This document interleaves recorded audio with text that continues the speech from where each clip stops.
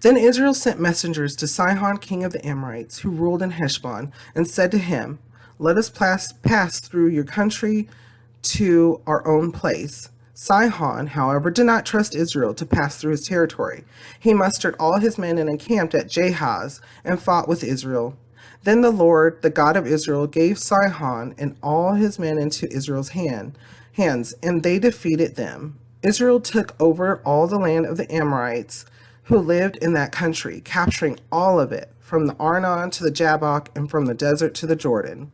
Now, since the Lord, the God of Israel, has driven the Amorites out before his people Israel, what right have you to take it over?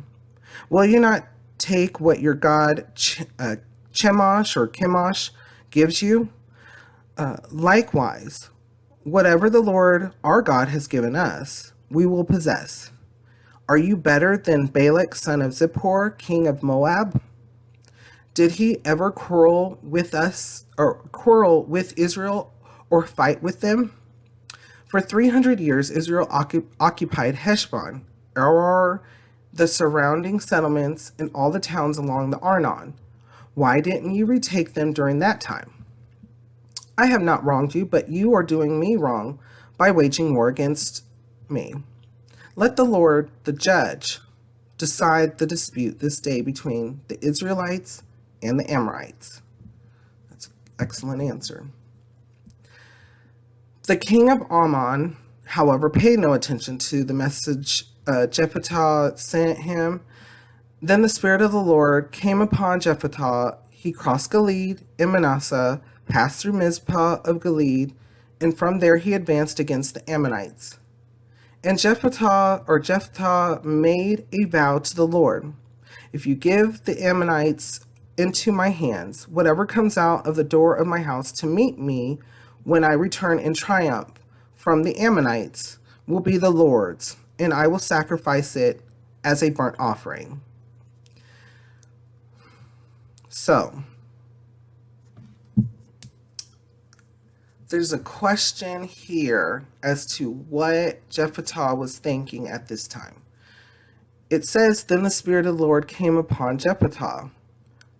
So, to me, he was thinking, he should be thinking more clearly. And he's giving out a request.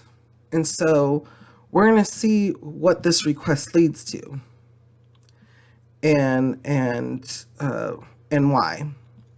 So take note of what Jephthah just said. When I return in triumph from the Ammonites, so whatever comes out of the door of my house to meet me when I return in triumph from the Ammonites will be the Lord's. Take note.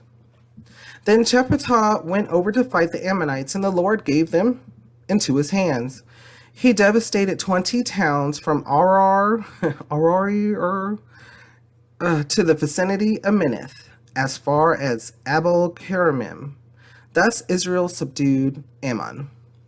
When Jephthah returned to his home in Mizpah, who should come out to meet him but his daughter, dancing to the sound of tambourines? She was an only child.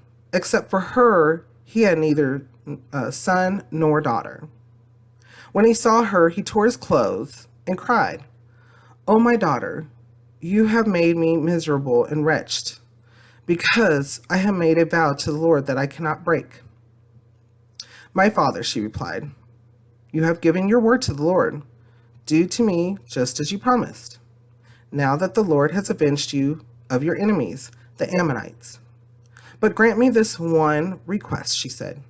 "Give me 2 months to roam the hills and weep with my friends, because I will never marry." "You may go," he said. And he let her go for 2 months. She and the girls went into the hills and wept because she would never marry. After the 2 months, she returned to her father, and he did to her as he had vowed, and she was a virgin. From this comes the Israelite custom that each year the young women of Israel go out for 4 days to commemorate the daughter of Jephthah the Gileadite. So she was put into service, basically.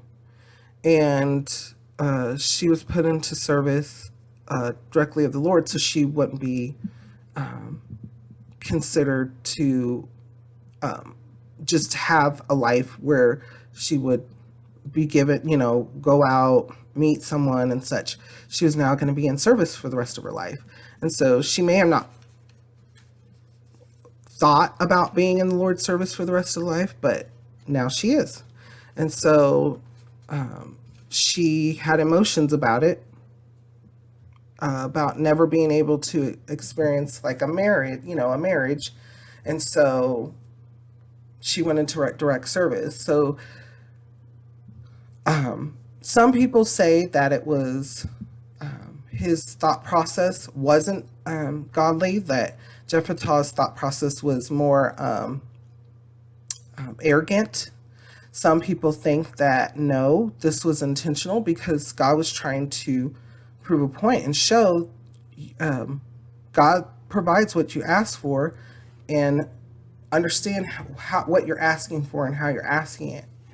And so there's a lot here. I mean, there's sermons upon sermons with this. And so bringing it from past to present, it works the same way, exact same way. So when you are needing something from the Lord, when you're wanting something or whatever it is, assistance, help, healing, etc., understand what you're asking for and who you're asking it from. Don't take it for granted, and don't be arrogant about it. And the Lord will give you peace about your thoughts. Your thoughts and feelings are definitely understood, and it's just a time to meditate and talk with the Lord and have a conversation with the Lord as well. Don't just, go into prayer and say, this is what I need, this is what I want, this is what I'm saying, amen. Go into prayer knowing that you're talking to a living God who's going to answer you, So go into it as faith that you believe. And so, and those for you, because you never know. Those of you who don't believe, try it. Think about it. Say, okay, I don't know if there's a God, but I'm going to attempt to do a prayer. And be serious.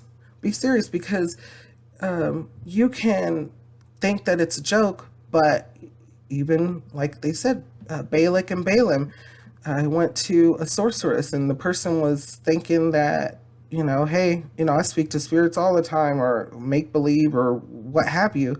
And then boom, he spoke directly to the Lord, and the Lord spoke back to him, so much so he gave him a prophecy. So we have a living God, and he's out there. What kind of thoughts or feelings come to your mind reading over these passages? If you're female and you were in that position where someone said, your parents said that they had made a vow and they needed to keep it, and you were part of that vow, would you understand? How would you feel? If you were the parent and you made the vow, how would you bring it to your child? Think about that, because it's not just a vow like we're reading it right now, but it's a vow on other things too. When you can think about it, that's interesting. Marriage is coming up again. Giving your child in marriage, being the person given in marriage. It's a vow, right? What kind of thoughts or feelings come to your mind? How does it make you feel, and what does it make you think?